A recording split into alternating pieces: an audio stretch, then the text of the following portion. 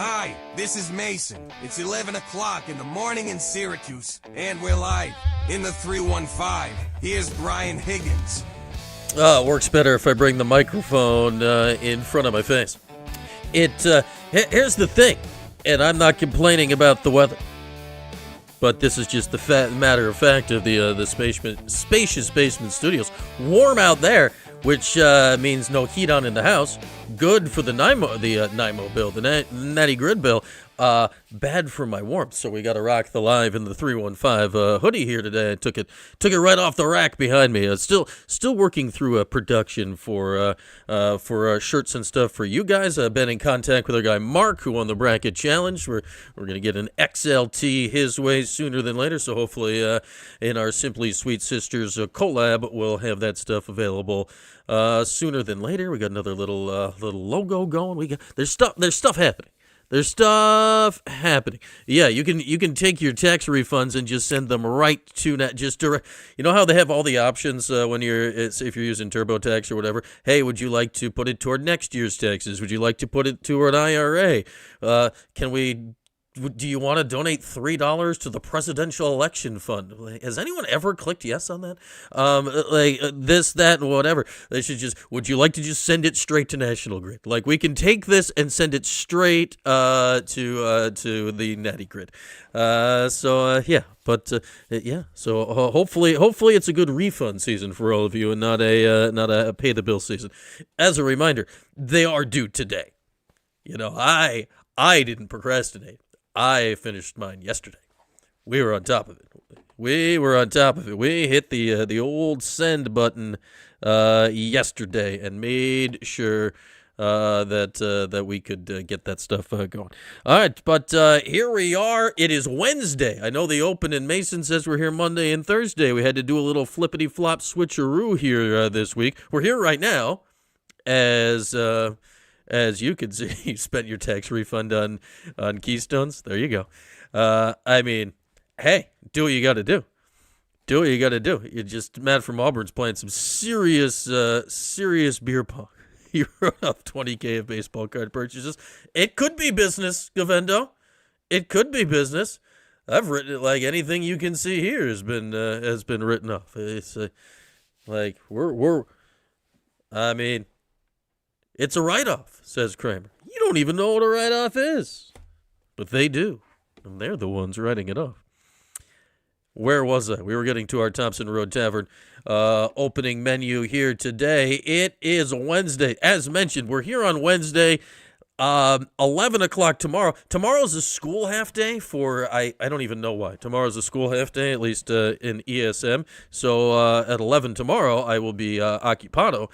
So we're going to do this today. But just by happenstance, Jordan of our TPS report, he is busy tonight. So we're not doing the TPS report tonight. We made a trade, a 1-for-1 trade. We made a trade of Live in the 315 for the TPS report. So this week we are live on a Wednesday, and then TPS report will be tomorrow night. But yes, on our Thompson Road Tavern opening menu, let's just make sure nothing crazy has happened here. I've not been on the Thompson Road Tavern Facebook page yet today, but it's a Whack Wednesday. Like, if they ever change that, I don't know what I'd do with my life if they change that. Thompson Road Tavern. Get to the TRT. Where is it, Wheeze? Thompson Road. 690. Get to the Thompson Road exit. Go and it's a Weck Wednesday. They've just opened as well. They opened 6 minutes ago. It's a Weck Wednesday. Man, the Weck, their Weck photographs well. You've got the Kimmel Weck bun, which has got, the caraway seeds and the salty thing going on top. And then it's got the beef, which looks good.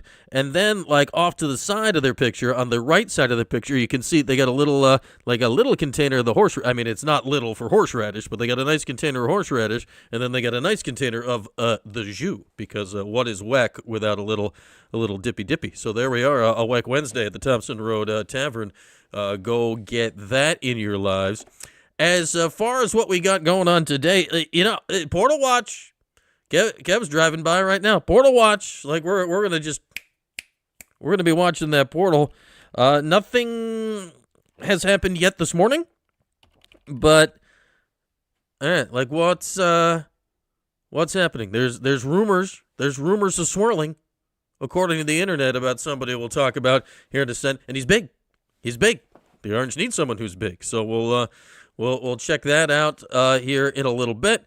And your calls, as always, link is pinned top of the chat. Still to the bottom of my chat, but it seems to be the top of everybody else's chat. Maybe I'm just special because it is my chat. I don't know. I don't know how this all works out. But the link is pinned to the freaking chat. You guys can find it. I have faith. And, yeah, we'll do all that. We do need to do, it's a little earlier than normal. We got to do a little bit of no wrong answers for Syracuse and Colgate. Get you some lax look ahead to Saturday. That no post-game show this week. Just this is the week of the schedule conflict. We have scheduling issues on Saturday, so no post-game show for Colgate. So we will celebrate in advance no wrong answers today. Joey Spallina breaking Mike Powell's Syracuse scoring record. So we'll get that done ahead of time, and then whatever else we can get into. Also, thoughts with the Syverud family. News coming out this morning that Kent Syverud, in fact, stepping aside before he is even stepping in as the new president of the University of Michigan. They found he had brain cancer earlier this week. He was not feeling well. Went to Krause. They took him to Krause. They checked him out, found some things. He is a Michigan grad, went back to Michigan. They themselves have a huge research medical hospital tied to the university, got further checked out there, and he has some form of brain cancer. So not ideal for Kent Syverud. He's not going to be the next president of Michigan. He still plans on being, assuming a treatment goes okay, like a law professor there. But tough news there this morning for Kent Syverud. So there we are, our Thompson Road Tavern opening menu here today. Now we can go back to the, yeah, I mean, that's one, like, just out of the blue. Like, it's one of these things where, who knows, like, Kent's not really obviously been in the forefront of Syracuse things recently with the transition to Mike Haney and obviously all the sports stuff that we have done. Brian with a Y, Blair, that intro press conference, then Jerry. We saw and heard from Mike Haney at the Jerry one. Like, I saw Kent sitting there, and, like, honestly, my first thought was, he's looking kind of old. I mean, he but that doesn't mean you have brain cancer, and that was a couple weeks ago, and I guess he went to the doctor shortly thereafter, and, yeah, not great. So, best wishes for Kent Syverud, his wife Ruth, and the whole Syverud clan going forward as he returns to Ann Arbor, and it sounds like he, they'd already made plans to move there and live there and the whole thing, obviously, but it sounds like he will be going through his medical care in that region. They have apparently a rather significant medical research hospital that is associated with the University of Michigan that does things like this. So hopefully he is in the best of hands and will be okay going forward. So Michigan having to pivot in their world of leadership, as Syracuse did not have to pivot. They knew almost a year ago that Kent was going to be stepping aside, and then all these things. I don't know. He wasn't very specific with the diagnosis, Jen. I don't know what, if any, I don't know if they have been specific with him with the diagnosis, other than it is some form of brain cancer. So unfortunate to hear for Kent Syverud. Man, we're making some ridiculous transitions here to Portal Watch this week. We had our great conversation with Rebecca Shiroff of Vera House on Monday, talking about the White Ribbon campaign here in the month of November. If you missed that conversation, I just posted it separately on YouTube with information of how to donate and get involved. And they got the big walk coming up a week from Friday, starting downtown in Clinton Square. So all of that information is available where you are right now on the YouTube page. Just it's like you're here. It's there. Just, go over there. You can find that if you missed that conversation on Monday. Well worth your time. But on Monday, we transitioned right out of that into Portal Watch. Today we're going brain cancer into Portal Watch. I don't know what's going on here. We're going domestic violence into Portal Watch. Now we're going brain cancer into Portal Watch. What possibly could the next show bring? But with that said, here we go. Hi, it's Mason. And I'd never enter the transfer portal, but many have. and many orange will continue to come and go. This is Portal Watch. Again, here's Brian. Thank you, Mason. Awkward transition over. I am glad to have my Live in the 315 hoodie today, though. It is a bit chilly down here in the Spacious Basement Studios due to the fact that it's not chilly outside, and therefore the heat's not on. But here we go. Portal Watch. And we've been waiting for a big name to watch. And I don't necessarily mean a big name in this case of like top of the rankings. I mean a big name in the big. Syracuse needs a center. And the rumors abound that now former Iowa and former Creighton center Owen Freeman perhaps is making some googly eyes at Syracuse. Rumors. There are rumors. I've seen it on Inside the Loud House. The rumors are swirling, it says, on Inside the Loud House, that Owen Freeman, a four-star transfer center, visited yesterday. Rumors. Owen Freeman, 6'10", 240. That's big. From Moline, Illinois. What do we know about Owen Freeman? It was a struggling year for Creighton this year, where he was. Obviously, Creighton normally does really, really well in the Big East Conference. They've had a great history now going back. Man, it's been a minute under Coach McDermott and the whole thing. They've been fantastic. Freeman's an interesting case because on the face of it, here's this. 5 points a game this year. And you might say, well, that's not very good. 5 points a game. 4 rebounds a game. What? But then there's this. The year prior at Iowa, he had 2 years at Iowa, 1 year at Creighton, so he has a year of eligibility remaining. So Iowa, Big Ten basketball. I mean, Big East basketball, Big Ten basketball. He's playing Big Time basketball regardless. And now potentially ACC basketball if Syracuse is an option. The year prior at Iowa. And Iowa's had some pretty good big guys over the years. Luka Garza, where are you? 16.5 points a game, 6.5 rebounds a game. You might say, how in the world did a guy go from 16.5 points a game at Iowa to 5 points a game at Creighton? Because that's the first thing I did. I said, how in the world did that happen? Well, he has been a wee bit injury prone. So in the not this past season, but the season before at Iowa, he was great, but only played 19 games.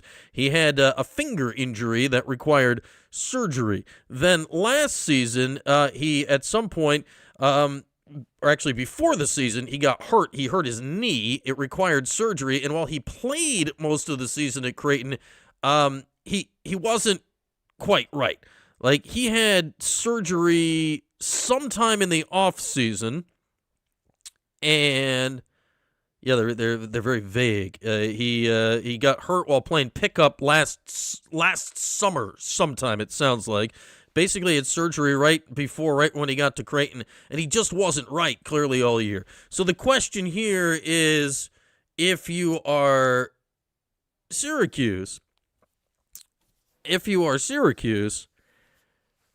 what do you trust, right? What do you trust? Do you trust the 16-7 from 2 years ago? Do you look at the 5 a game from last year? How healthy is the guy? You look at 2 years. Is it a finger and a knee? Is this guy injury prone? Is it two random things? Or would this be a really big get for you? Because if you get a guy that was 16 points a game at Iowa a couple of years ago, giddy up, let's go. 6'10", 230, 240, got some legit size, like, clearly. Jerry did coach a former Iowa center last year as well, so there's kind of a weird tie. What was his name? Mulvey? Something like that? I don't know. Like, I could see it, but again, he did not have a good year last year, but it was directly injury-based. Let's see where he is in the 24/7 portal rankings. Let's get in there. Yeah, I meant portal. Of course I meant portal. No, I meant 247. The Mike McAllister operation. Yes, there we go. All right, let's go to the center rankings. in the portal. Flory Badunga, the former Kansas Jayhawk, is the number 1 center in the portal. He's headed to Louisville. Louisville's good at the offseason. They got money. Let's see if we scroll down. Remember, we were talking about Igatolo of SMU the other day. Jordan and I, based on nothing, we were hopeful something might happen. He's going to Indiana. Mohamed Sila of Georgia Tech, who is a pretty good player, he's going to West Virginia. He's the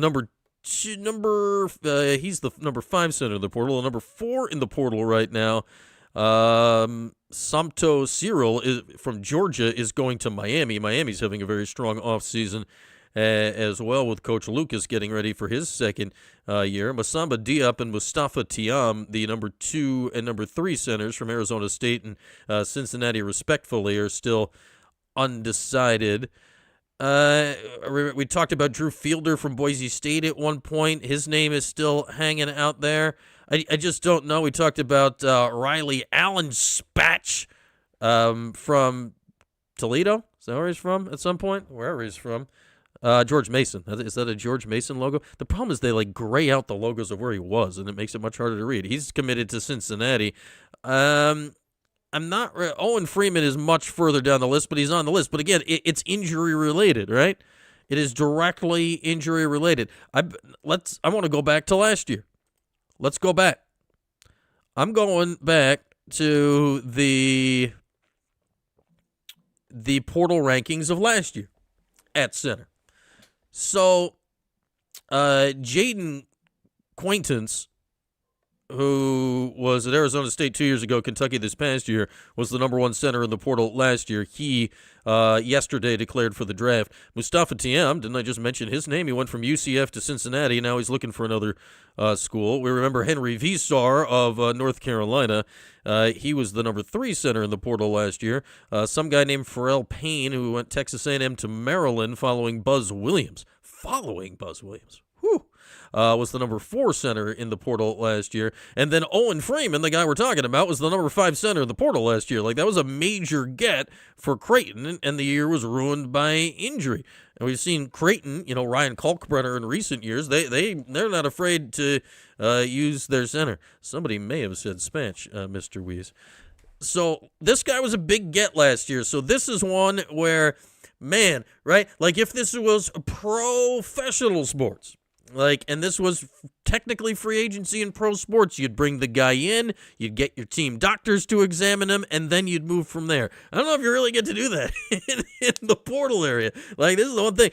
It's so is the knee good? Yeah, it's good. Or, if you tell me the knee's good and he's feeling confident in the knee, all right, I'm in on it, because this guy clearly can play. If not, then there's problems.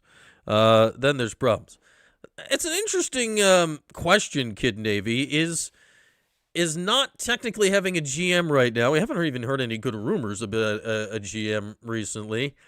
Keeping the recruits more secret. I'm sure the agents are still being contacted, Kid Navy. The agents have to be contacted. It's just the way the world works. So I'm sure it's just the Syracuse assistants and Jerry that's in contact with them, realistically.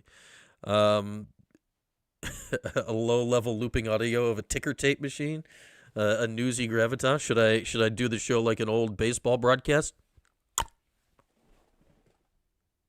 Drive out to center. Caught. There's no way to do this process without being in contact with players' agents. There's no way to do the process without being contact with agents. So just because there's no GM does not mean Syracuse isn't in contact with agents. There's just no way to do that. Do they make him run the dome stairs? All right, knees up. Hey, there's Mark. Congrats to Mark on winning the tournament bracket challenge that we did. Any rumors as hop as the GM? Asked Brett. Well, here's the thing. There are rumors, but the only rumors about it I've heard are just people that are trying to speak it into existence. I've heard no rumors that are actually have anything behind it other than people like Hop. Honestly, for me, if I'm Hop, that job makes 0 sense for Hop. Why would Hop take that job? I'm sure that's a lower paying job than the one he has now, unless Syracuse really broke the bank for him for no reason. And like that's I don't understand why Hop would want that kind of job right now. I could see that they haven't, like Ryan Blackwell, I don't know what's going on there. He still hasn't been officially announced on the staff, so technically at the moment there is still an assistant coach spot open on the Orange staff. I would say this, I don't think it's going to happen. But I say a GM is needed. Like they need somebody. Like the role is exceedingly important in this era of college basketball. Like, and the role of the GM is to do that stuff. It just feels like somebody else is doing it now. I don't know why they haven't announced it yet. T-Tex. What I don't know on that is it's one or the other right now. Does Jerry have someone that is going to get that job that is, kind of doing some work already and is just going through the paperwork, or is he still searching for somebody? Because he did not have that at Siena. Now, could somebody like yesterday, and congratulations to Pete Corsiniti, who had been the director of ops the last few years under Red and at the end of Boeheim, he got a new position which seems to be just slightly elevated above that, which leads me just to guess that Jerry's director of ops and a former Syracuse team manager, Ryan Bury, son of Brian Bury, who was on Jerry's staff last year as well at Siena, will technically be the director of ops. A move like that, with Pete getting bumped up a little notch and getting to stay with the program, that signifies to me that they are willing to add positions and manpower and whatever. Who knows how their division of power, but it sounds like there's going to be whatever Pete's job is, and there's going to be a director of ops. People like that also can help out in the GM recruiting space, doing things like that. So that move tells me that they are allowing there to be just more actual bodies involved. Is the AD able to speak to? I mean, anyone can speak. The thing with the agents, there's no rules with it. Like, you can speak to agents. Anyone can speak to the agents. Anyone can speak to the agents all the time. I don't think Blackwell would be the GM. That wouldn't make a lot of sense to me. I just don't know why Hop would go from. And again, the NBA regular season is over now. Hop is with the Pelicans. Are the Pelicans even in the play-in? There were some play-in games last night. So yeah, there could be. I suppose there could be something to that. Dom, I have no idea. When, the regular season's over. What did the Pelicans do with Zion this year? Where are they? They missed. They were not even in the play-in. So Hop's season is over. When it comes to the NBA. So, do I think anything? Do I realistically think he'd be back here in any role? No, I think we're all just kind of talking our way into it. But I don't know. I'm not ruling it out yet, but I don't know. I don't know why Hop would want the GM job of Syracuse. It doesn't make sense to me. I can understand why Hop would have been intrigued about a Siena-ish job. He wants to be a head coach again. I can also understand why, when push came to shove, he's like, do I really want to go back to that level? I've been at Syracuse, my whole career is Syracuse, Washington, and the NBA. Syracuse, Washington, and the NBA. That's Hop's whole career. I don't even think he had an assistant job before Syracuse, did he? His whole career is major time basketball. And, no offense against Siena. Do you want to go do the MAC? So, and Hop loves just working with players. You could tell when he was never technically an assistant, right, on those Olympic teams, but when Boeheim was with Coach K on those Olympic coaching staffs, was it 3 times that Jim did that? It was at least 2 of them, if not 3. Hop was there, as a whatever the hell they called him, and he was there doing drills with the guys. He loves that stuff. He loves that stuff. So, it's out of the spotlight or whatever, but I'm sure Hop, if he gets and the NBA players that really like to grind on that stuff, they really grind on that stuff. Hop, Hop's in on that. So I'm sure he's enjoying like the development stage of NBA guys that really like to work on their craft. Like that is something that fits into what Hop is good at and desires to do. I could also see, if there's a different world where a Hop's over the past or whatever, and he and Jerry are tight from years, and he wants to say, you know what? I still love Syracuse after all these years. I know I'm not the head coach, but I want to be with Jerry, and he wanted to be on the staff as the lead assistant. I'm not saying that's happening. I'm saying maybe at some point there's a half thought of that a month ago now. I could see that, but I just don't see Hop desiring a role that is not an on-the-court role. Yeah, I don't see it, Govinda. Hop's a basketball coach, man. Hop is a basketball junkie. Hop is not a spreadsheet number cruncher guy. It's just not. It's not him, man. Yeah, exactly, San Diego Q's. Get me some spreadsheet cruncher guys. Get me that. Hop's great. That's not the role for Hop. Or, like, if you're going to get somebody like that as your GM, they cannot be the person that's doing most of the grunt work, right? It just doesn't make sense. Yeah, New Orleans is a great place to visit. Kid Navy. I got engaged in New Orleans. It's a fantastic place to visit. Living there, I feel, might be a bit much, but fantastic place. Man, the food there, my oh my, love me some New Orleans. The World War II Museum is also pretty awesome there. The last time I was there, they were still finishing the Pacific Theater, so I didn't quite get a full sense of that, but it's fantastic. And right before that, around the corner, I had a muffaletta. Oh, you could write home and even further about that. Yeah. Pocket protector, slide rule. That's how you get the players. So, Portal Watch, still on center watch. Owen Freeman, I think it'd be interesting. That's what I wonder, T-Takes. Like, all right, the Moneyball thing in baseball is kind of played out, right? In that now the best teams in baseball are operating that way analytically, and they're doing it with big money. So, like, you can't do what the A's did 25 years ago anymore because most of those analytical exploitation areas are either really, really fine or they're completely gone. Ooh, an étouffée. I'll étouffée. In college basketball, it feels like we're in this weird, everything's changing, right? It feels like there should be some kind of financial area to exploit.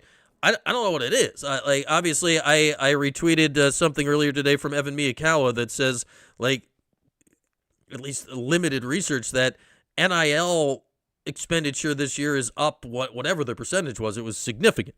So has that put Syracuse in a hole? And if you know the expenditure, if you know the going rate per position, if you know is there some kind of stat that's being overlooked money-wise that is, like, is there a stat that's being overlooked money-wise that you can get this stat, this attribute for cheap that contributes to winning at a higher level than people realize? That's what on-base percentage was in the early days of Moneyball. Like, Billy Beane and all those people, they figured out that on-base percentage in baseball contributed to winning at a way, way higher rate than it was being financially accounted for, and they were able to exploit that for a handful of years and win a lot of games. And they had, Tim Hudson, Mark Mulder, and Barry Zito, and Miguel Tejada. That also helped. Is there... I don't even know what the stat would be because basketball has, like, threes, like the threes, the layups, like that. There has been a lot of the analytics that have already come to basketball. But are any of those being underutilized in the NIL sphere? Not like in the actual basketball sphere, but like, is there what position type, stat type, what is a winning player that is not getting paid at the top of the market, and can Syracuse figure it out and exploit this? Would it be 3-point percentage? I suppose it could be something like 3-point percentage T takes, but the problem is, like, everybody's aware of 3-point percentage now, right? So that's not necessarily like cheap, right? Like, everybody's in on 3-point percentage now. So if you're like, all right, the teams with the best 3-point percentage are the teams that win, but are you going to fill out a roster of 3-point shooters in a fiscally reasonable way? We did mention that, Dom. Sad, very sad. Hopefully all goes well for him.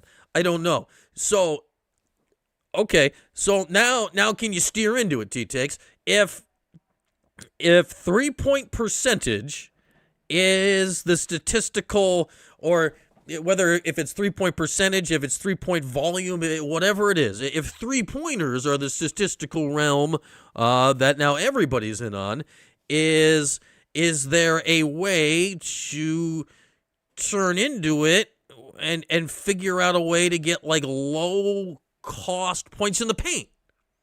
I mean, Arizona this year, like, Arizona wasn't low cost, but Arizona this year hardly shot any threes, and they dominated the country in points in the paint, and they were one of the best teams in the country all season. Obviously, they had some serious size and some serious talent, but, like, is there a way to do that or something like that on a budget? I don't know. This is where you need somebody that this is a math equation now. And the answer may be the thing doesn't exist. Like, in Major League Baseball, like, this stuff doesn't exist anymore, right? Everything is so charted out and turned into money values that it's not a thing anymore. Like, the second, I mean, this goes back to like the second the Red Sox decided to start doing Moneyball, when they almost hired Billy Beane themselves, now going back to the early 2000s, but they were doing Moneyball with big money. The second the Red Sox started doing it, like, it Moneyball itself was done at a lower level, and you had to move on to exploiting other stats. Because people I now still think Moneyball is on base percentage. Moneyball was that, but it isn't that. Moneyball is exploiting market inefficiencies. Is there a market inefficiency in college basketball, which with NIL now, my goodness, is a market? Is there a market inefficiency that Syracuse can exploit? Is that market having a roster entirely built up of 6'5" players? I don't know. Yeah, is it something like that, San Diego Cuse? Analytically ascending players. It may not be a specific stat, right? It may be, do you think you found the formula to find guys what is it? Past performance does not indicate future results. Have you figured out something, or do you think you have, where you're paying for production here, thinking the guys are going to grow to here?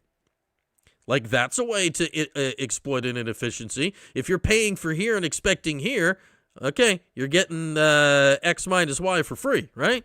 Instead of paying for X and getting X, if you're paying here and getting here, I think I switched which side the hands are on. If you're paying here and you're getting here, okay. And if you do that with 3, 4, 5 guys, that was William Kyle last year. Like, the Orange, boom. That was Nate Kings last year. Obviously, the rest of the roster was Nate George was the other way. So I don't know. And that's one where I'm hoping, it's one where also, if you've figured that out, or you think you figured it out, or you figured out the thing that works for you, I don't know if you're Jerry if you necessarily say that out loud, because if it works, you don't want people figuring it out and then your market inefficiency disappearing. Like, at this point, it's not basketball, it's economics. Like, you need a degree in something that's that ain't sports to figure this stuff out.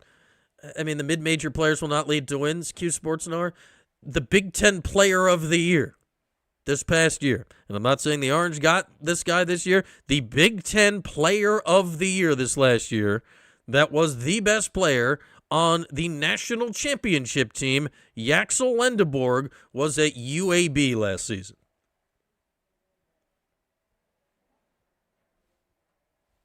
So, yeah.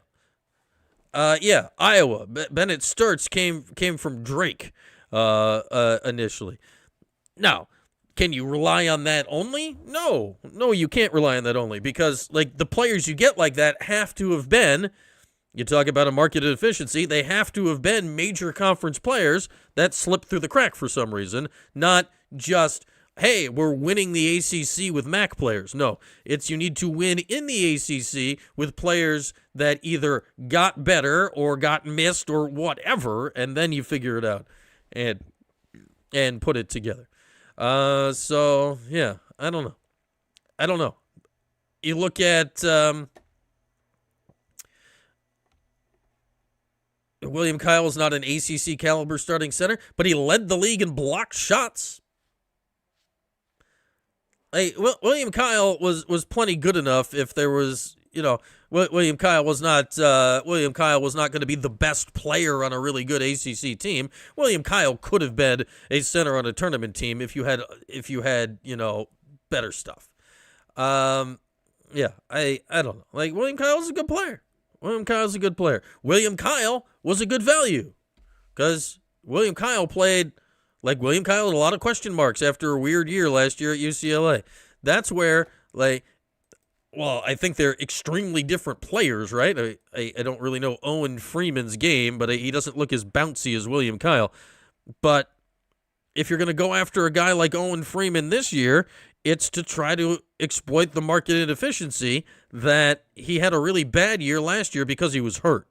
And the question is, 2 years ago, not hurt, he played 26 minutes a game. Last year, hurt, he played 11 minutes a game.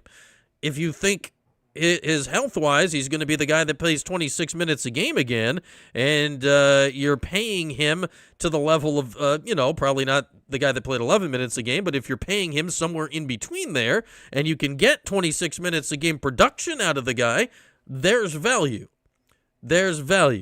Donnie Freeman just posted a Kentucky jersey. Yeah, the Big Blue Nation truthers have been out in the Donnie Freeman watch. Sounds like both Kentucky fans and UConn fans want him. Don't cite the exceptions. I'm citing it as a thing that happened. Q Sports Knower. It's a factual thing that happened. What was the guy in Florida the year before? 2025 NCAA Final Four MOP.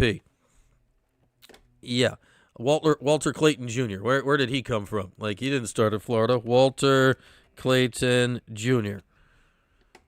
Walter Clayton Jr. College. Where was he from? Walter Clayton Jr. All right. Yeah, Walter Clayton Jr., the first-team All-American, most outstanding player of the 2025 Final Four. You know where he spent his first 2 years at school? At Sienna's MAC rival, Iona. Playing for Rick Pitino. Walter Payton Jr. Walter Clayton Jr. Not Walter. Walter Payton Jr. is a different person. That's the son of Walter Payton. Walter Clayton Jr. Now, again, it is the exception, but to say that the exceptions are so crazily rare, but there's guys like this on every team now. Michigan only started transfers this year. Yeah, Donnie hasn't signed yet, but he visited. He visited. My guess is he's going there or UConn would be my current guess of at least the smoke around it. But we'll see. Kentucky fans, man. Just because yesterday, what did I do? I was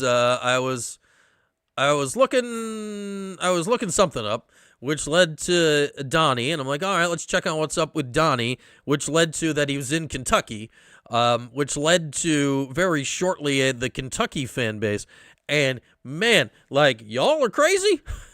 Syracuse basketball fans are a different breed. Kentucky basketball fans are off the damn reservation. Man, I was only looking at that for a couple minutes, maybe 5.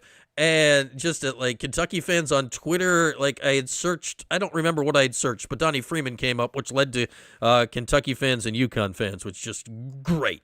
Fantastic place to be hanging out. Kentucky fans are out of their ever-loving mind.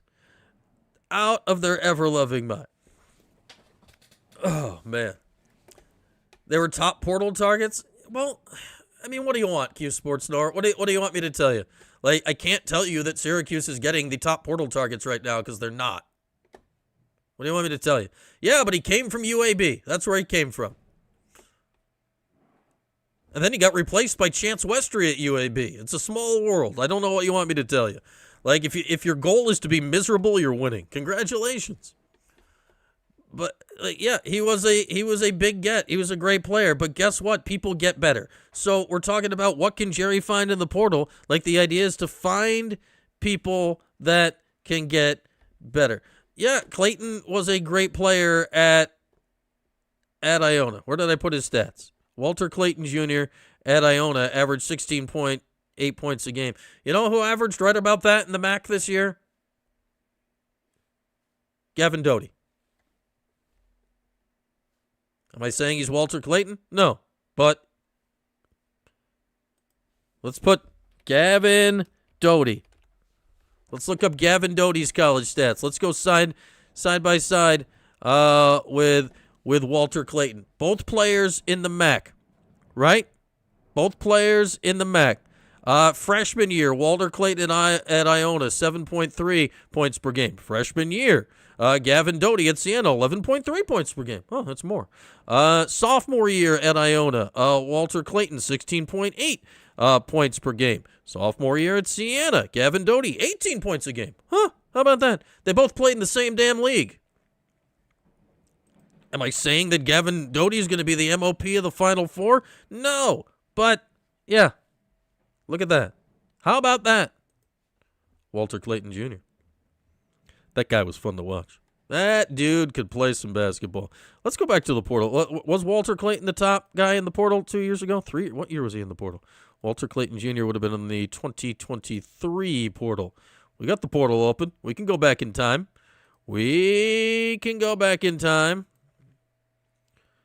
Yeah. Let's all remember the number one guard in the portal back in 2023, J.J. Starling. Yeah, J.J. Starling was the number one guard in the portal back in 2023. So, yeah, how about that? Where's Walter Clayton on this list, of which J.J. Starling was number one? Scrolling.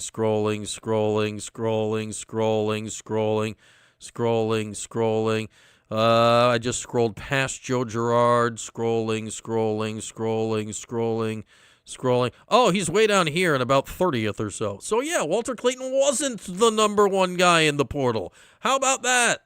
Yaxel Lendenborg was a massive pickup last year in the portal. He may have been the number one guy in the portal. He was certainly up there in the portal last year.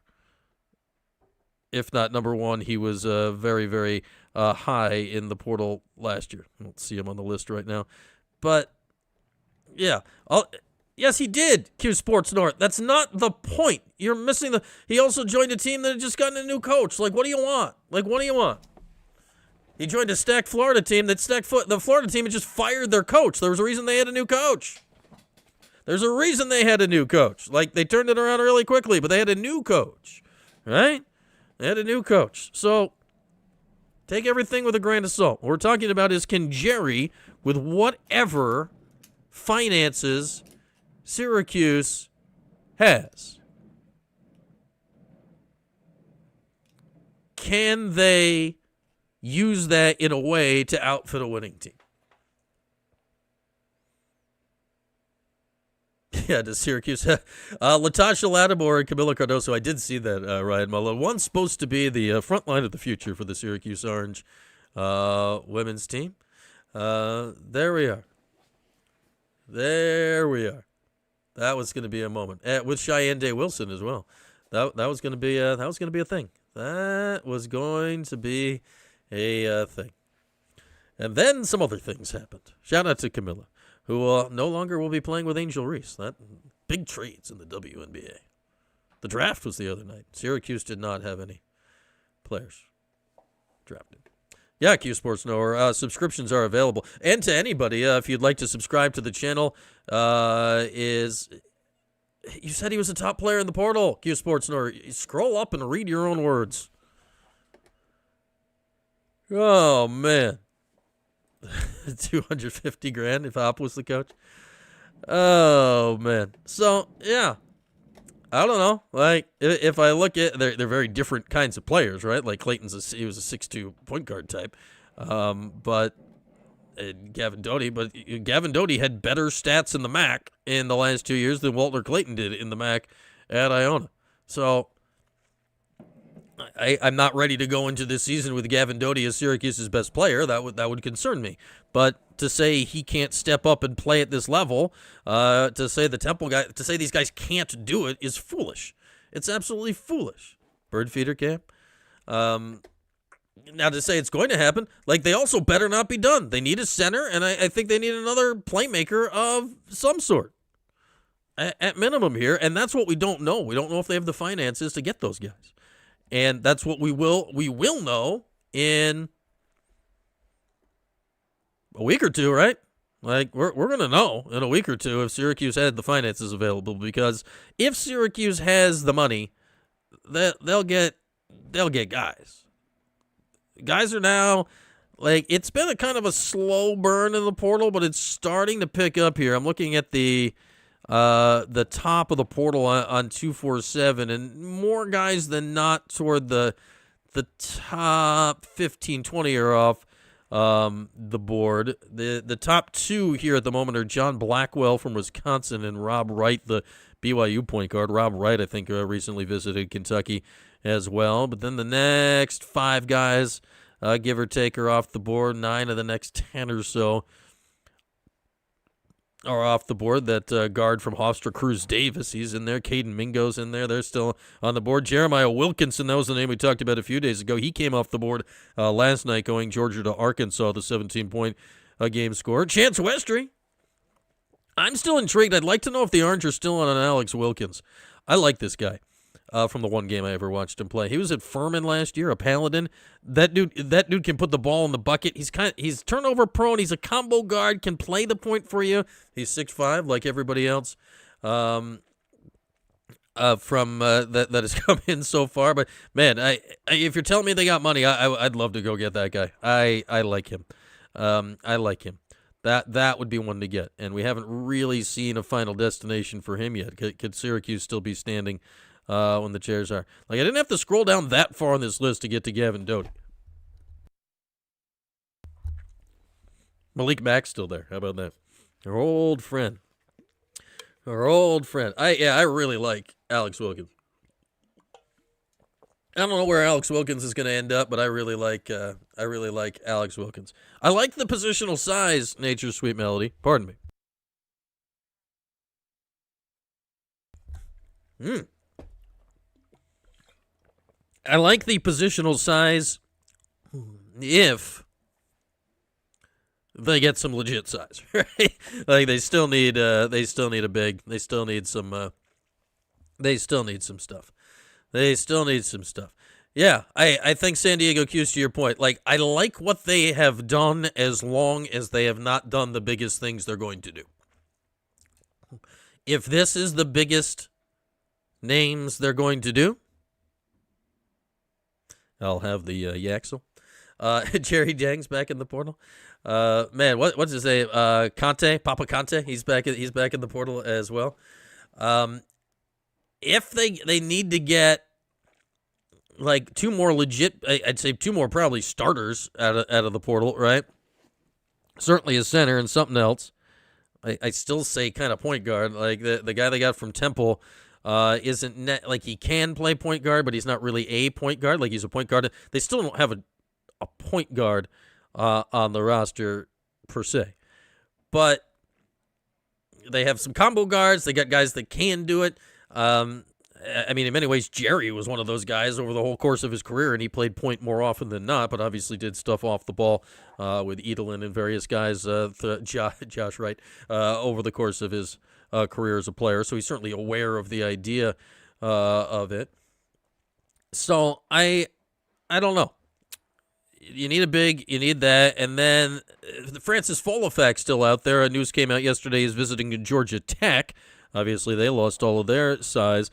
Like Folofak, I still think I could understand him wanting to go to a place where he's guaranteed a starting role. I'd say coming to Syracuse, he's almost guaranteed not a starting role, realistically, with Sadiq White in the fold. But, like, if you still need another bigger forward type as well to pair with Sadiq and whatever you got going on. So I think you need Ryan Mesh. I keep combining Gavin Doty and Ryan Mesh. Ryan Mesh officially announced his intentions to go to Syracuse yesterday. No surprise on that. Is he going to get any playing time this year? I don't know. 4-star point guard recruit out of Chet. So I think you still need, realistically, you've gotten 4 guys in the portal. I think you need at least 3 more. And you need 3 more. Where did I hear the full effect? I mean, it was on the internet that full effect is visiting Georgia Tech. That the internet told me. That's where I heard it. Not Nature's Sweet Melody on the internet. So he's visiting Georgia Tech. It was, I don't know, I retweeted. It was from one of the reputable recruiting guys. You'd rather get 2 centers. Well, they got they got the initial starting center from Siena last year, so I think that's a reasonable guy to have as a backup. He was playing really well as long as he's healthy. But you need a starting center, and could you get a third guy as well? It would be useful. You need some big guys.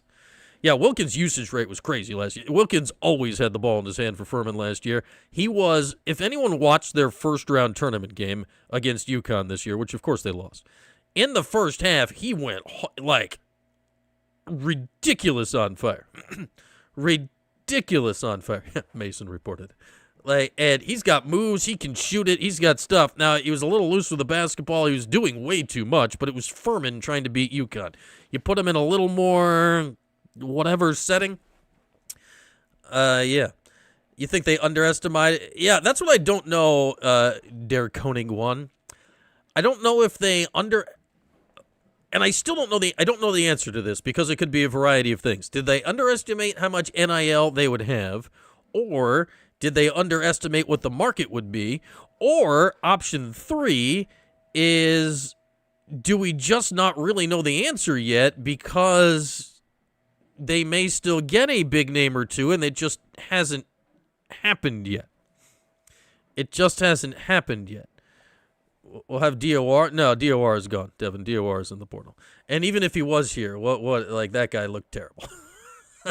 I just don't need Chefing DOR in our lives. I wonder where Chefing DOR is going to end up. I'd remove who cares? Like, that guy, no. That guy just did not do anything for me at any second we've heard about anything with Chefing Diawara. I'm sure he's a nice fellow, but like the backup center right now, I say the backup to nobody because there's not a starting center, is Siena's starting center from last year, who only played 9 games before he got hurt, who definitely has a name, and that name is Tasman Goodrick. He's Australian. He's 6'10", 230. So you've got the 2 Siena guys in Goodrick and Doty. You've got Garway Duell coming in, heading now to his 4th school, starting at Providence, a former big-time recruit, then Seton Hall, then McNeese, no longer McNeese State, and now Syracuse. I remain concerned if he's the starting point guard, but I like him as a player. Aiden Tobiasen, I think, is an interesting pickup from Temple. But what we're seeing right now, like, Tobiasen is a shooting guard that can play the 1 if necessary, or play up to the 3, 6'5". Garway Duell is a combo guard that's not really a shooter or a scorer, but he's a big defensive lockdown guy. Gavin Doty is also 6'5". Like, he's not a point guard, but he's a 2 or a 3. Obviously, Kyan Anthony fits into this same exact pile. Like, you've got a lot of that right now, and I think you need a lot of that to succeed in college basketball these days, but I would like to have somebody that is going to command things as the point guard. As the point guard. You like the Rutgers center as a backup center? Yeah, I'd say like the portal closes for entry a week from yesterday, a week from today, something like that. Yeah, Tobiasen I think is a good player, but I'm just intrigued. How much is Jerry worried about the idea of like actual point guarders? That you have different ideas? Yeah, Tobiasen could be like if you told me next year that Aiden Tobiasen ends up as the leading scorer of the team, I'd say as things sit right now, I wouldn't be that surprised. Like I wouldn't be totally surprised by it. I'd still like to think the leading scorer for next year's team isn't on the roster, but we're kind of straying away from that. So it's kind of hard to say where that might be going. I don't know. There's a lot of 6'5" though, and a lot of 6'5" is good to have as long as it's not the only thing you have, because you need some 6'10", 6'11", along with that 6'5" to really make it work. So there we are. Anybody going out to find a location besides George and Betsy? No, still no homes for Luke Fennell, Sheffing Diawara, Aaron Womack, Donnie Freeman, or Ibrahim Soare. Still no homes for those 5 yet, but man, portal times. My Storovich is going to Pepperdine. Is that true, Govendo? He's just exploring the entire West Coast. He's like, Long Beach was nice, but I've heard Pepperdine's in Malibu. Good for him. Good for him. His name is Cayenne Anthony. When he's hey, I mean, if Cayenne's gonna blow up, like, great. Like if Cayenne and Sadiq, there's the other option, right? If Cayenne and Sadiq just pop, that answers a lot of questions. Like he's not gonna score 28 a game. He'd be leading the country. But if Cayenne pops, like to say that Cayenne could be a 15-point a game scorer, right? Like it's possible. Like if Cayenne improves his defense to existent and becomes a little more efficient, if you tell me that Sadiq, with added minutes and a good sense and gets into the weight room, if you tell me Sadiq's like a 13-8 guy next year, I could see that. I'm not guaranteeing that or necessarily predicting it, but all of a sudden if you got those two guys playing like that, now okay. Now you got a shot for things like that. Womack, directional Milwaukee's. Are there directional Milwaukee schools? Does Milwaukee's not that large of a Northwest Milwaukee State? Yeah, what I'm learning here is Peter Majstorovic may be the smartest man alive, right? The Slovakian by way of France, by way of Syracuse, by way of Long Beach, and he's in freaking Malibu? Good for him. Good for him. I love it. I love it. I love it. All right. With that, I think we've they need multiple scores. You're right, Turconing. Aiden Tobiasen, he can score. Gavin Doty, he can score. Cayenne can potentially score. Sadiq, I wouldn't look at as a scorer, but there's a chance he can become some semblance of one. But I would still like. And I'm not necessarily you need a low post big man who can put it in the bucket, but I could swear. I mean, watching Siena last year, Arinze can coach that up. I would like a big man that can do something, right? And potentially, if you end up with this Owen Freeman dude and he's healthy, like he could do that. And then I'd still like a point guard that can also get to the rim and put the ball in the bucket and take care of the basketball when necessary. Yeah, he's gone from Central Europe to Malibu on the cliffs overlooking the Pacific. Shout out to Peter Majstorovic. You're doing better than the rest of us combined. Shout out to Peter Majstorovic.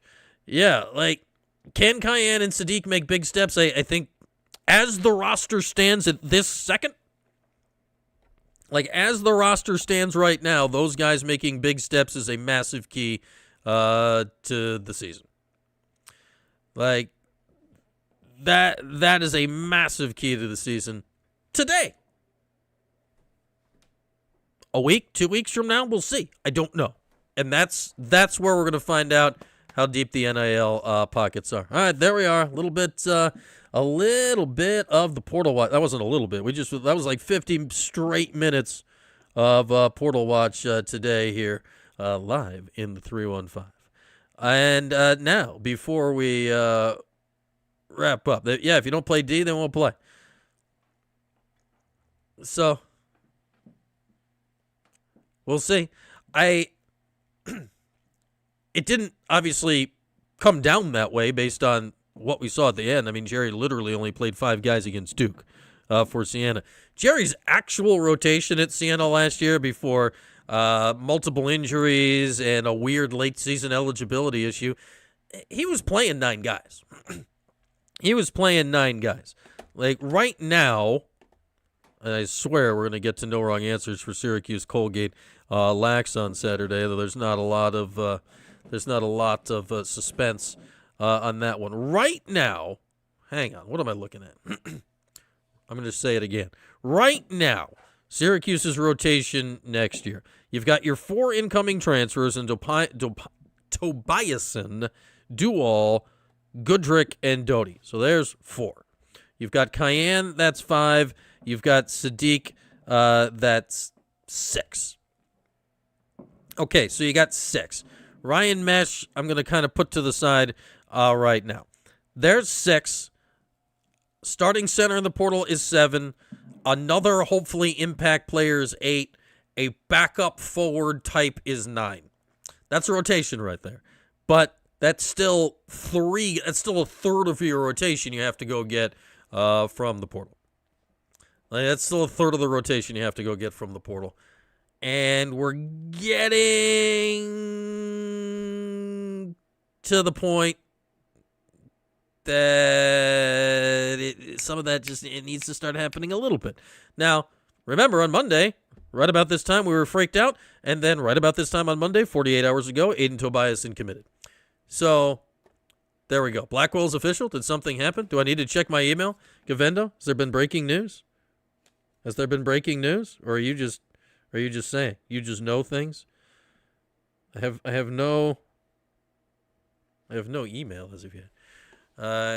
Yeah, Ryan Mesh is committed. I'm just saying, like, Ryan Mesh is committed, Kid Navy. I'm just saying I'm not prepared right now to say that Ryan Mesh is going to be prepared to be a significant part of a rotation of a winning basketball team at the ACC next year. Oh, they're making Blackwell the director of engagement, not a coach. Okay, so that still leaves a that was a job that was posted on the director of engagement is going to be a fund. That was a job that was posted on the SU Job Ops thing like a week or 2 ago. That's a job that is a fundraising focused job that very specifically in the job description, because I read the job description, is to be like a very important part of the job is to re-engage alums of the program. Obviously, a lot of alums are around, but it's to engage alums in a being around the program way, and it's to engage alums in a fiscal way. So if that's what Blackwell is doing, that's interesting. Obviously, you know, I like Ryan, and he's from that era. He graduated in 2000, so he can go back, he can go forward. He's been in the area for a lot. So is that Costanza? Okay, so. Yeah, we'll see how that goes. But if that's what happened, I've not got the official email yet though. Is it out there? Oh, here we are. It's on the website. Blackwell, breaking news. Blackwell returns as director of player engagement with a picture of Ryan Blackwell wearing his 32. Blah, blah, blah, blah. New role. Blackwell will serve as the program's primary connector to its extended network of alumni and former student athletes. Hey, I didn't even need to read the story. I told you that anyway. He is charged with developing, assisting, and supporting a comprehensive alumni and donor engagement strategy in coordination with the athletics development staff that aligns with department priorities. That is a word salad of a sentence. He will lead in the planning and execution of engagement events, including mentorship and network opportunities, alumni weekends, on-campus and student-athlete activations. Blackwell will ensure all engagement activities in line with institutional ACC and NCAA guidelines while reinforcing the program's brand and values. AKA, Ryan is in charge of getting alums back more often and getting them to shell out some cash. In related news, just directly related news, and alums that just happened to graduate from Syracuse the same year as Ryan Blackwell, Ton Thomas. Just tossing that out there. You know, that's just a thing. That's factual. That's factual. So shout out to Ryan Blackwell. That's also interesting in this fact. That means that there is still at the moment a potential spot on Jerry's coaching staff that is available. There's a potential spot on Jerry's coaching staff that is available. So we'll just we'll keep an eye on that. We'll keep an eye on that to see how Jerry fills that last spot on the coaching staff. And then what is this? Did I miss one? Oh, this is Jamal Brunt. So yeah, there's 4 coaches that have been officially announced. Pete Corsiniti got an elevation to the associate AD of men's basketball. Ryan Blackwell is the director of player engagement. We'll still need to hear about the actual director of ops, which I'm just going to guess is going to be Ryan Bury coming with Jerry from Siena, but we'll see. And a GM at some point, and then we'll see, strength and conditioning and things like that. But it's coming together. It's coming together at this point. Okay, with that, we'll put a bow on the portal for now. Jordan and I will certainly get more into it tomorrow. Yeah, I mean, technically for now, Kev, but it's also that the job had a very nice salary on it when I saw it. Hang on. Let's see if I can still find it on SU Job Ops or if they took it off. SU Job Ops. Yeah, it rolls like that can lead you directly back into coaching, for Gavendo's point. And let's see if it's still up here. Hang on. Let me see if it is still up here or if they took it off the website, because it had a nice little chunk of change attached to it. Is it still posted? It's not posted anymore. I think I think it was a low 6-figure salary, I believe. So yeah, he's doing okay. It's more than I'm sure whatever he was getting paid to be an assistant coach at Siena. So there is that. And he's back in the area where he lived for a very long time. So there is that. All right. With all of that, Furman University is less famous than Mark Furman. Did they try on the glove? Oh, man. With that, we'll put basketball aside for now. There's a lax game on Saturday. Hi, Mason again. It's time to find out exactly what's going to happen in the next Syracuse game. This is No Wrong Answers. Here's Brian. Here I am indeed, Mason. No Wrong Answers. Syracuse and Colgate coming up Saturday in the Dome. What time is that game? I've got the answer somewhere. What time is that game? Things you should know the answer to before you start the segment. What time is the game on Saturday? 5 o'clock game on Saturday in the Dome. Syracuse versus Colgate. The Raiders coming in from Hamilton. And no post-game show on Saturday. We have other obligations on Saturday. But I don't think there's going to be necessarily a ton to discuss. Colgate's 5-6. They're I don't think this is going to necessarily be a very close game. They've been playing some close games recently, but against the likes of Lehigh and Lafayette and Navy. Their best opponent, they played Penn State and Virginia to start the season. They lost to Penn State by 4. They lost to Virginia by 5, both of those games. We're on the road back in the first 2 weeks of February. So Syracuse bounced back in a big way against Virginia this last week. I figure they keep it going this Saturday. So no wrong answers. Face-off is scheduled at 5. Joey Spallina needs 1 point to tie Mikey Powell. He needs 2 points to pass Mikey Powell on the Syracuse all-time points list for the record. So if face-off is at 5, which means realistically a few minutes after 5, no wrong answers. Joey Spallina sets Syracuse's scoring record by 5-10 on Saturday afternoon into evening. Final point total for Joey on Saturday. Well, let's give him a hat trick. We'll go 3 points and 4 assists. So he starts the day at 3:06 and he ends the day at 3:13 as the number 1 scorer in the annals of Syracuse lacrosse. What do we do in no wrong answers? Michael Leo game, or or Luke Roa game. Both were drafted earlier this week in the PLL, as was Joey Spallina going third overall, as was Billy Dwan. We'll get to him later on in No Wrong Answers. Last game was a Luke Roa game. That means Saturday is a Michael Leo game. Not 1, not 2, not 3, but 4 goals for the lefty hammer of Michael Leo on Saturday for Syracuse. I'm feeling a Bear Anderson game. I'm just feeling it. 2 goals for Bear Anderson in this game.